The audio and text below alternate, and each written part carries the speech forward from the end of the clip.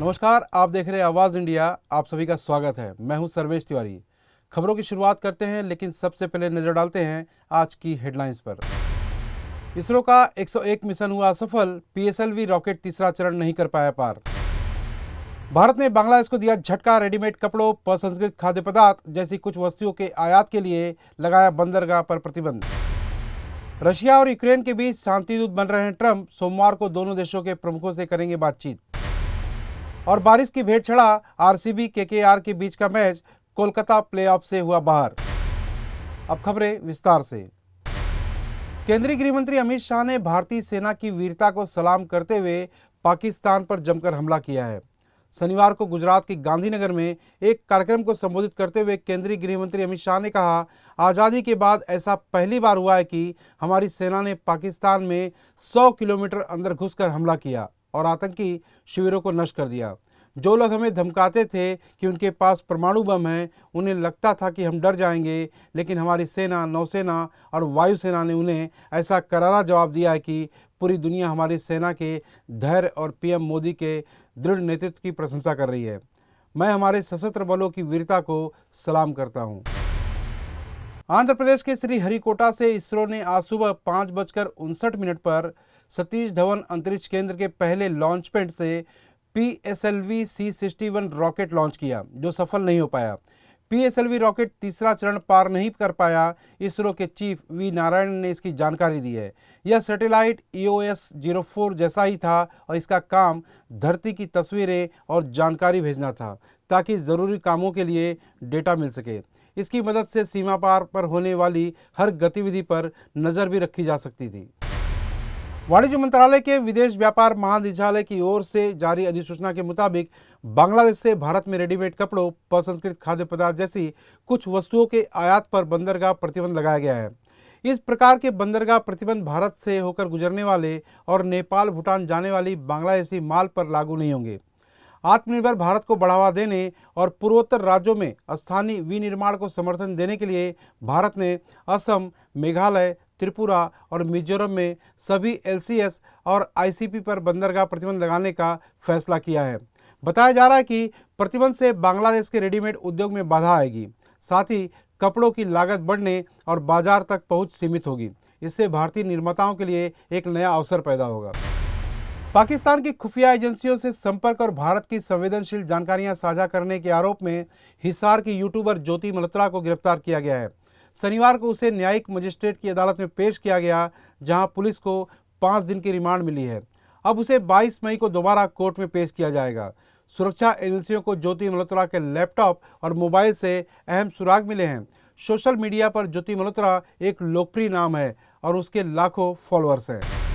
उत्तर प्रदेश के लखनऊ में शनिवार को कांग्रेस ने संगठन सृजन अभियान बैठक की, पर कांग्रेस नेता पवन खेड़ा ने कहा कि अच्छे माहौल में बैठक हो रही है, लोगों में जोश और उत्साह है। AICC ने हमें 100 दिनों का लक्ष्य दिया है। इन 100 दिनों में हमें पूरे संगठन को अच्छी तरह मजबूत बनाना है, हर पद भरना है।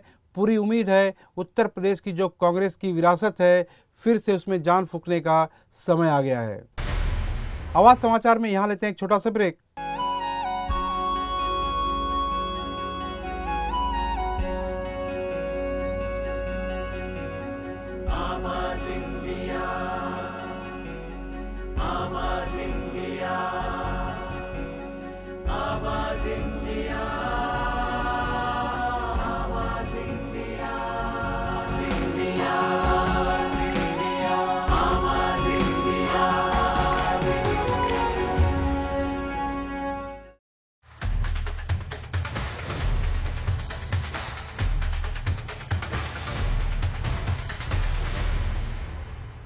ब्रेक के बाद एक बार फिर से आप सभी का स्वागत है।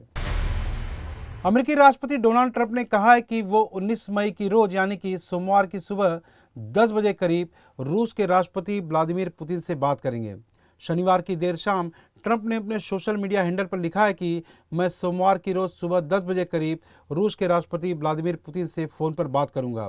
हमारी बातचीत का एजेंडा खून खराबा यानी मौतों को रोकना और व्यापार होगा।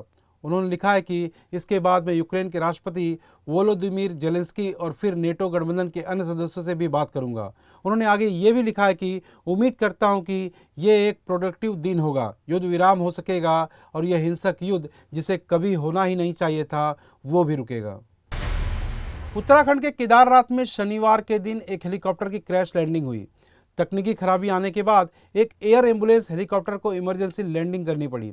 रिपोर्ट के मुताबिक हेलीकॉप्टर के टेल रोटर में खराबी आ गई थी, जिसके बाद पायलट ने बड़ी मुश्किल से इसे लैंड कराया।